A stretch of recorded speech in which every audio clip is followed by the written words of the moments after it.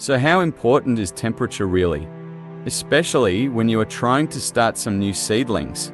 Well, let's find out. These seeds were some wildflower mix that I got at the Dollar Tree last year. They were planted on April 27, 2023 in the downspout you see here. You can also see some Cosmo flower seeds that I planted the next day in another downspout inside the windowsill. Now let's take a look at the wildflower seeds to compare to the same seeds that I planted in the downspout inside the windowsill. So let's go check out the other seeds. As you can see, there is a big difference in the size of the plants, and these were actually planted a day later than the seeds on the outside downspout. Let's head inside to go get a better look at the seedlings. So we are 22 days later from when the seeds were originally planted. There is a significant growth difference, as you can see, with the seeds that were grown inside the windowsill.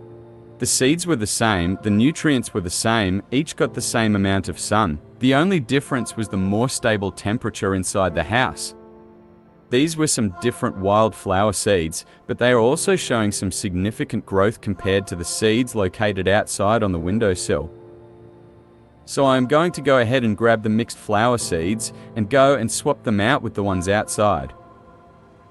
As you can see, the growth difference is significant. Again, this will be different with each type of seed, but it is interesting to see how big of a difference the temperature made.